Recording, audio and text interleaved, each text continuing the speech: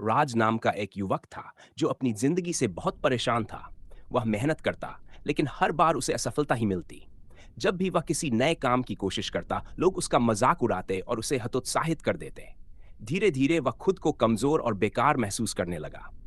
एक दिन वह एक बुजुर्ग संत के पास गया और बोला, गुरुजी, मैं बहुत कोशिश करता हूं, लेकिन सफल नहीं हो पाता। ऐसा लगता है कि दुनिया मेरे खिलाफ है। मैं क्या करूं? संत मुस्कुराए और बोले, मैं तुम्हें 3 कहानियां सुनाता हूं। अगर तुम इन्हें ध्यान से सुनोगे तो तुम्हें अपने सवाल का जवाब मिल जाएगा। पहली कहानी, बांस और फर्न का सबक।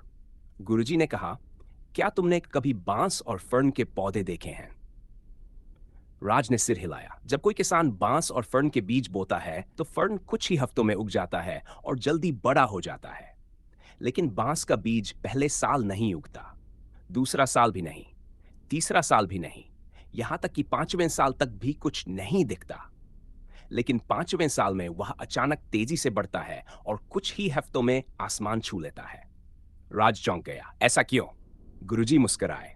क्योंकि पहले 5 सालों तक बांस अपनी जड़ों को मजबूत कर रहा होता है।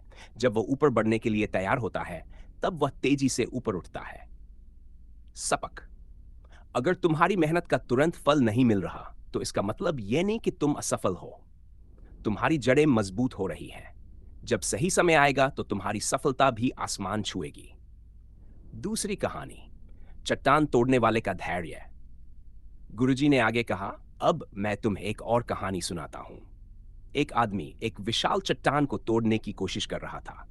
वह हथौड़े से लगातार वार करता, लेकिन चट्टान में एक भी दरार नहीं आई। उसने 19 बार वार किया, फिर निराश होकर बैठ गया और सोचने लगा, शायद यह चट्टान कभी नहीं टूटेगी। लेकिन तभी एक बुजुर्ग आदमी वहां से गुजरा और बोला, बस एक बार और कोशिश करो। आदमी ने 100वीं बार हथौड़ा मारा और चट्टान 2 टुकड़ों में बंट गई। राज उत्सुकता से बोला, लेकिन चट्टान 7वीं बार में क्यों टूटी? गुरुजी ने कहा, क्योंकि पिछले 99 बार व्यर्थ नहीं गए थे। हर बार चट्टान कमजोर होती गई और आखिरी बार ने उसे तोड़ दिया। सबक, अगर सफलता नहीं मिल रही तो इसका मतलब यह नहीं कि तुम्हारी मेहनत बेकार जा रही है। हर एक प्रयास तुम्हें मंजिल के करीब ला रहा है। बस धैर्य रखो और लगे रहो। तीसरी कहानी, तितली का संघर्ष। गुरुजी ने कहा, अब आखिरी कहानी सुनो। एक दिन एक आदमी ने देखा कि एक तितली अपने कोकून से बाहर निकलने की कोशिश कर रही थी। वह धीरे धीरे संघर्ष कर रही थी, लेकिन बाहर नहीं आ पा रही थी। आदमी को तितली पर दया आ गई और उसने कैंची से कोकून को हल्का सा काट दिया ताकि तितली आसानी से बाहर निकल सके। तितली तो बाहर आ गई, लेकिन वह ठीक से उड़ नहीं सकी। उसके पंख कमजोर थे क्योंकि उसने खुद संघर्ष नहीं किया था। गुरुजी बोले, तितली का संघर्ष ही उसे मजबूत बनाता। अगर वह खुद बाहर निकलती तो उसके पंख ताकतवर होते और वह उड़ सकती, लेकिन उसकी मदद करने से उसकी शक्ति छिन गई। सबक, संघर्ष तुम्हें कमजोर नहीं बनाता, बल्कि मजबूत करता है।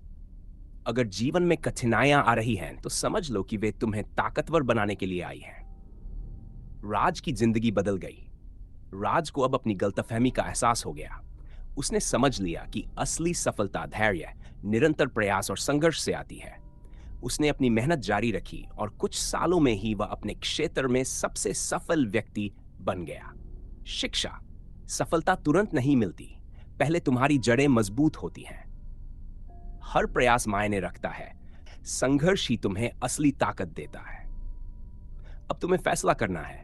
तुम बांस की तरह धैर्य रखोगे, चट्टान तोड़ने वाले की तरह लगातार मेहनत करोगे, और तितली की तरह संघर्ष से ताकत पाओगे।